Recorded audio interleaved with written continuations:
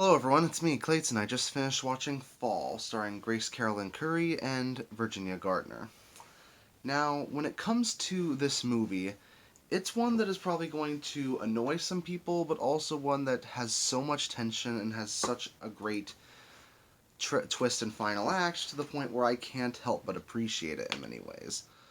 I'm not going to fault people for thinking that it's not a good movie, but I think some parts of it are just so good to the point where I can't help but want to talk about it. So let's get into it, shall we? Now, this film is about a couple of extreme rock climbers by the name of Becky, played by Grace Carolyn Curry, and Hunter, played by Virginia Gardner.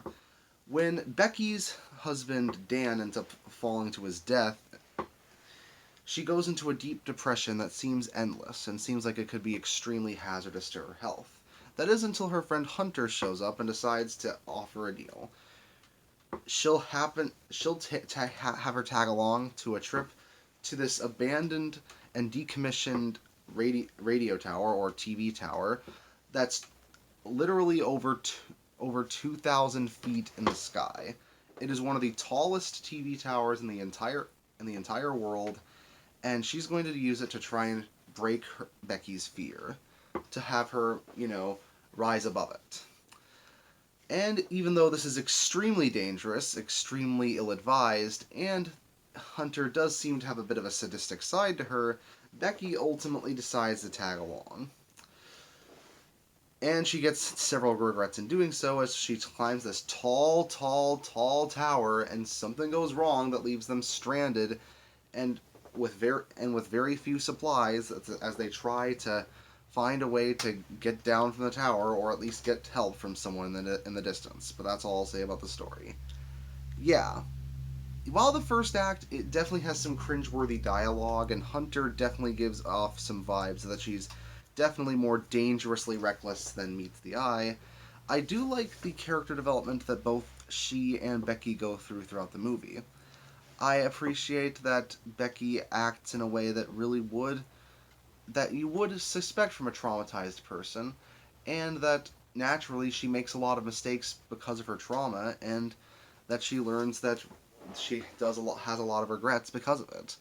She's definitely not Mary Sue, and she happens to definitely leave the film in a way that makes you realize she's probably not going to make those same mistakes again if she happens to end up in a similar situation. I mean, she pushes away the ones she loves, she drinks as hard as possible, and she has an unhealthy obsession with the voicemail of the guy, of Dan, when turns out he ended up dying in the opening. She is definitely easy to sympathize with, but Hunter, with her social media savvy ways and her love of taking on the most dangerous stunts, makes it feel like she'd be an antagonist in some way. But actually, throughout the film, she's a bit more complicated than meets the eye, and a certain twist made me realize that perhaps she's a cautionary tale in a few ways. And considering that most of the film is based around these two actresses and the way they play off each other, the film really benefits from that, especially since it also benefits from both of them looking like they're legitimately climbing this huge structure. It feels like you're actually there, especially with a lot of the drone shots and a lot of the different maneuvers that these ladies pull off. It must have been a crazy shoot to go for, especially considering the limited scope of the film, and you'd think there wouldn't be a whole lot to do up there.